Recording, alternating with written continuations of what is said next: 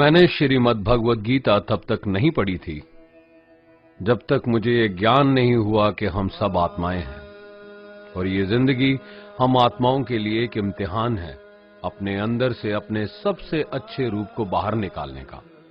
और भगवद गीता इस इम्तिहान को पास करने की एक अहम किताब। भगवद गीता के 18 अध्याय हैं और ये संस्कृत में परमात्मा द्वारा दी गई थी। समय के साथ संस्कृत भाषा रोजमर्रा की जिंदगी से निकल गई और ये ज्ञान मनुष्य से दूर हो गया। समय समय पर भगवद गीता के साधारण अक्षरों में अनुवाद किया गया। इसी कोशिश को आगे बढ़ाते हुए आने वाले 9 मिनटों में भगवद गीता के कुछ अहम हिस्सों को अपने गुरु के आशीर्वाद से एक आसान रूप में मैं अपने 7 बिलियन भाई बहनों के चरणों में समर्पित कर रहा हूं।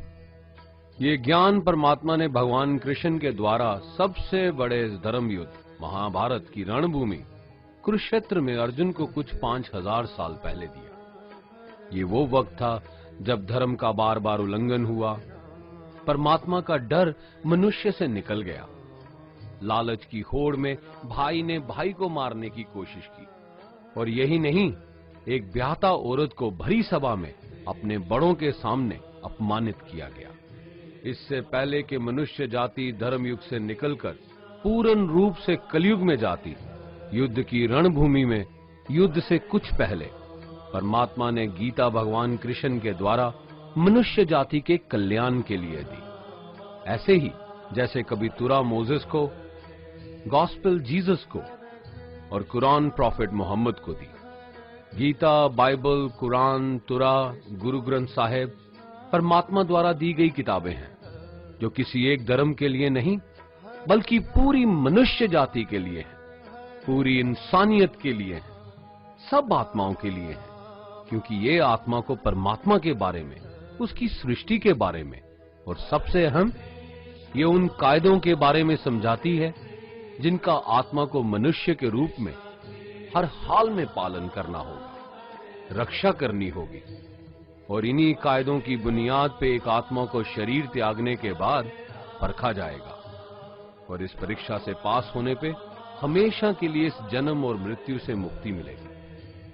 परमात्मा भगवद गीता में कहते हैं कि मैं ही सबकी शुरुआत हूं, मैं शुरू से भी पहले था और सब खत्म होने के बाद भी रहूंगा।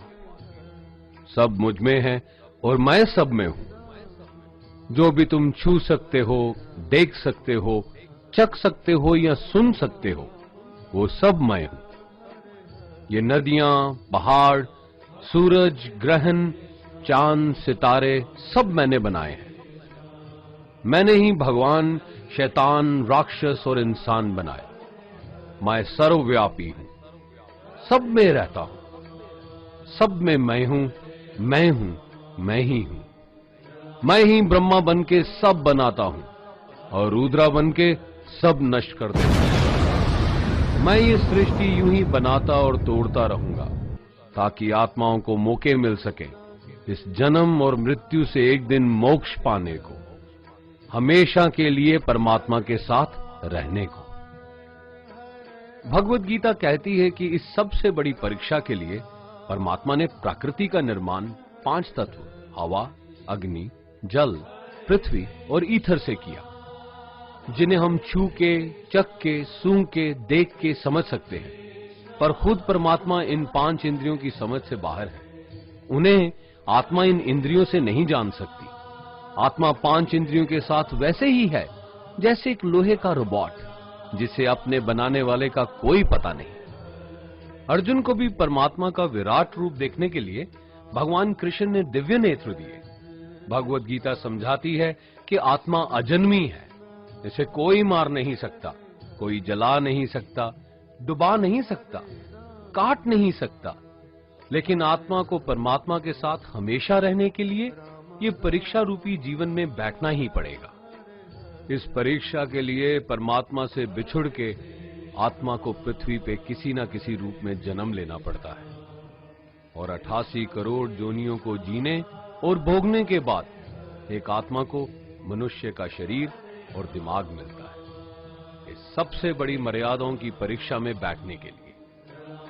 हर मनुष्य को इस पूरी परीक्षा के दौरान तरह तरह की अच्छी और बुरी भावनाओं के चक्रव्यूह में अपने ही भाई बहन या मित्रों के साथ डाला जाता है, जिसमें हर आत्मा को अपने अंदर के तामसिक और राजसिक अवगुणों से निकल के सात्विक जीवन में प्रवेश करने के मौके मिलते हैं। हमारे तामसिक गुण वो हैं जो हमारे अंदर हीन भावना पैदा करके हमें खुद को उदास और नुकसान पहुंचाते हैं, और हमारे राजसिक गुण हमें ईर्ष्यालु और लोभी बना के दूसरों के प्रति नुकसान पहुंचा सकते हैं। इस परीक्षा के दौरान हर आत्मा को तामसिक और राजसिक गुणों को खत्म करके अपने सात्विक गुणों से परिचित होना पड़ेगा।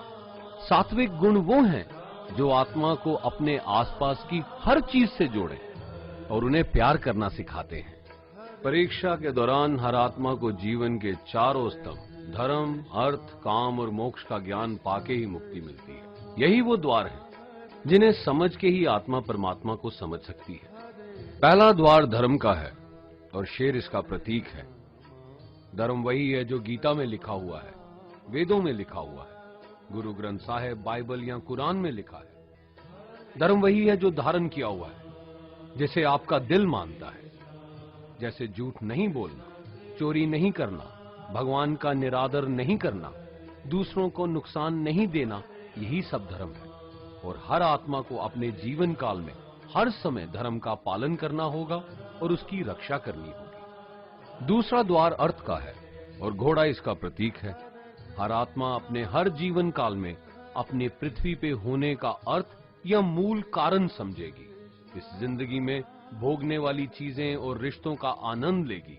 अच्छा बेटा या अच्छी बेटी, अच्छा भाई या अच्छी बहन, अच्छा पति या अच्छी पत्नी बनके हर दुनियावी रिश्ते पर खरी उतरेगी और इस परीक्षा को पास करेगी। तीसरा द्वार काम का है।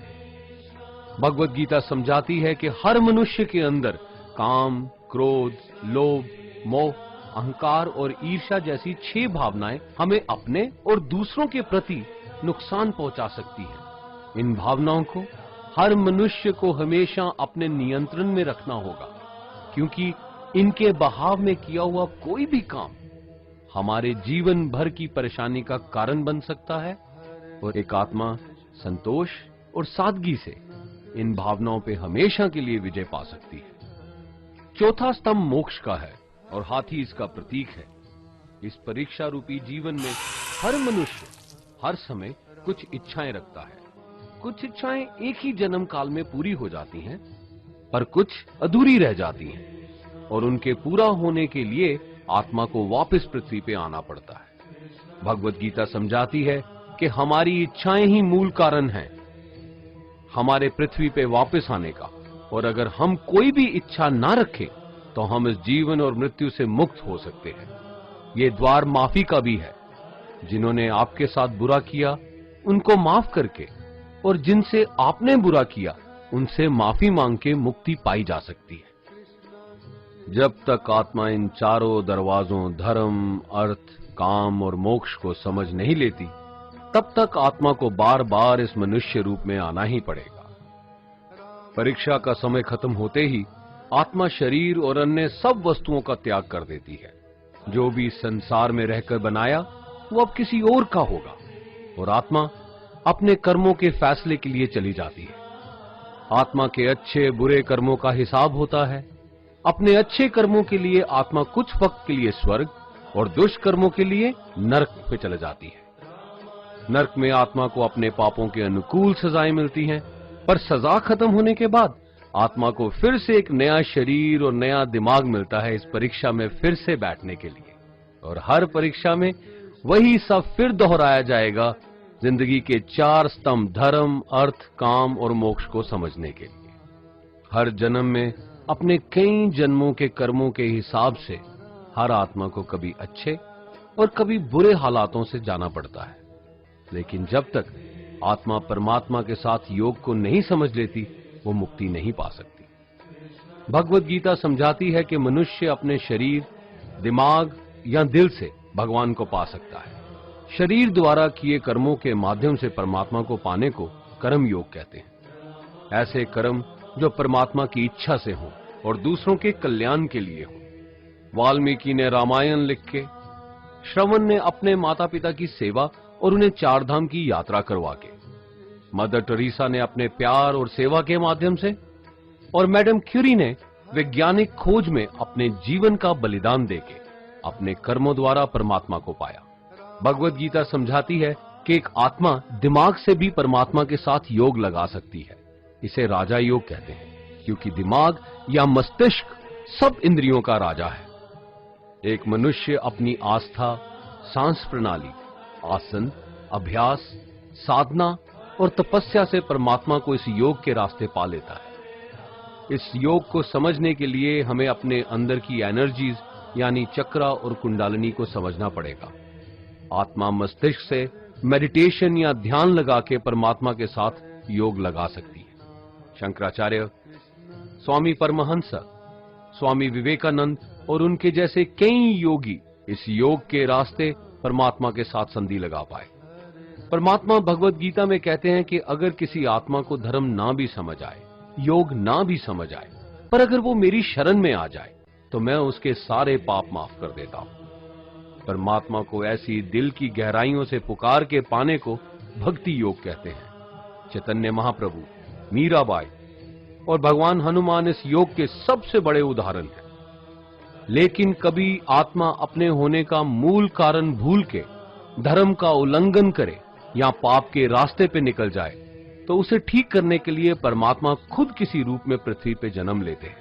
आइए श्री भगवत गीता, गुरु ग्रंथ साहिब, तुरा, बाइबल, कुरान या ऐसी किसी भी दीनी किताब को पूरा पढ़ के इस जिंदगी के असली मायने समझें और परमात्मा के साथ योग लगाएं। अगर आपने इसे पसंद किया तो इसे औरों को बांटिए ताकि सब आत्माएं अपने यहां होने का मूल रूप समझ सकें और इस जन्म और मृत्यु से मुक्ति पाके हमेशा परमात्मा के साथ रह सकें। धन्यवाद।